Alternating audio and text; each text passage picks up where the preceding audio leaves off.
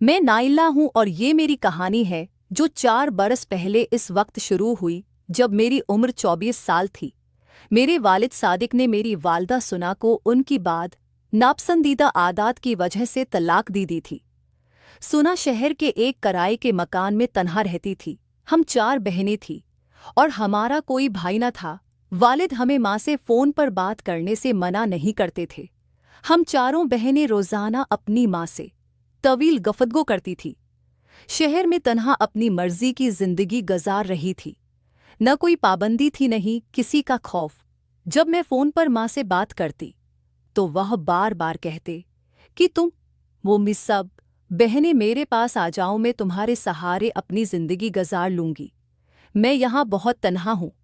मुझे अपनी माँ पर बहुत दरस्त आता और साथ ही वालिद पर सख्त गुस्सा भी आता कि उन्होंने मेरी माँ को ऐसी ज़लत आमीज़ ज़िंदगी गुजारने पर मजबूर कर दिया। लेकिन मैं नहीं जानती थी कि मेरी माँ की हकीकत क्या है।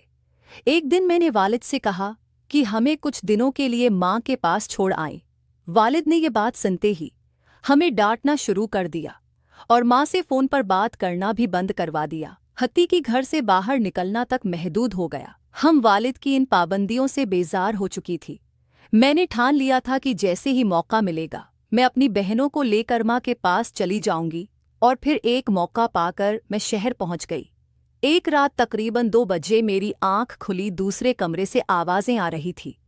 मैंने खिड़की से झांक कर देखा तो मेरे पैरों तले से ज़मीन निकल गई। कमरे में मेरी माँ के साथ 2 अजनबी मर्द थे।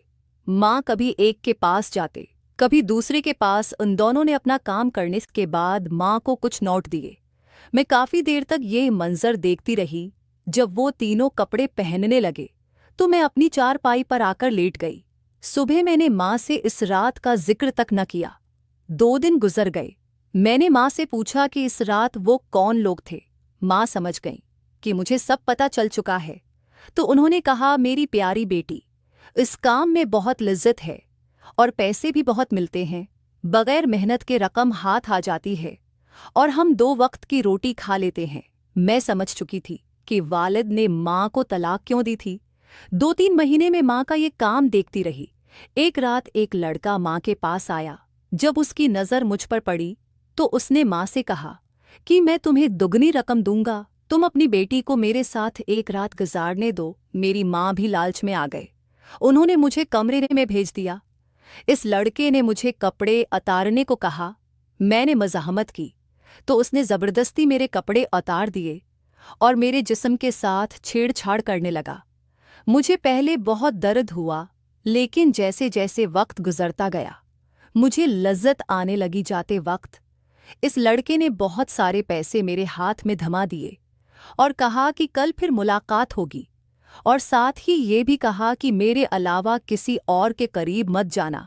तुम्हें जितने पैसे चाहिए मुझे बता देना। अगले दिन वो फिर आ गया। अब मैं अपनी कन्वारपिन खो चुकी थी। मैंने कोई मज़ाहमत नहीं की और उसके साथ कमरे में चली गई।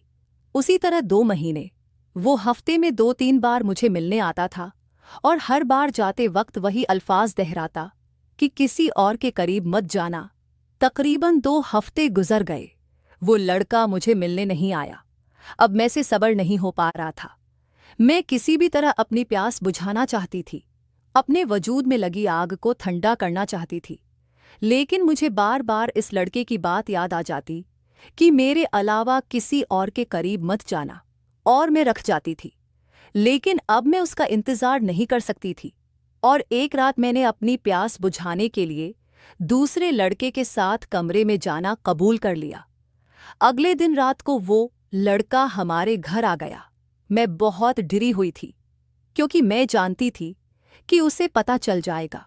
इस रात उसने मेरी गर्दन चूमते हुए मेरे बालों को पीछे किया तो उसे वहां कुछ निशानात नजर आए और वो सब कुछ समझ गया। जब उसने मुझसे पूछा तो मैंने इनकार कर दिया और यूं झगड़ा चल निकला। उसने गुस्से में दरवाजे पर मुक्का मारा और चला गया।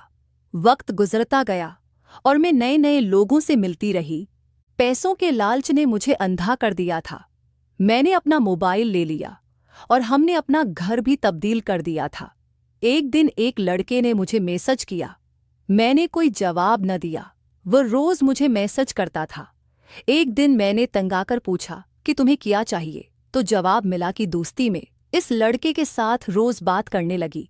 वो पहला लड़का था जिसके लिए मेरा दिल धड़का। मैं उसे अपने घर आने को कहती तो वो इनकार कर देता और कहता पहले तुम आओ। मुझे मिलने में इस कदर अंधी हो चुकी थी कि मैंने कहा ठीक है। कुछ दिनों बाद मैं उसे मिलने के लिए तैयार हो गई। जब जाने लगी तो मोबाइल पर मैसेज की घंटी बजी। मैंने वो मैसेज पढ़ा तो मेरे पैरों तले से जमीन निकल गई। इस मैसेज में लिखा था कि खुदा का वास्ता है, आप जबीर से मत मिले, वो आपसे मोहब्बत नहीं करता।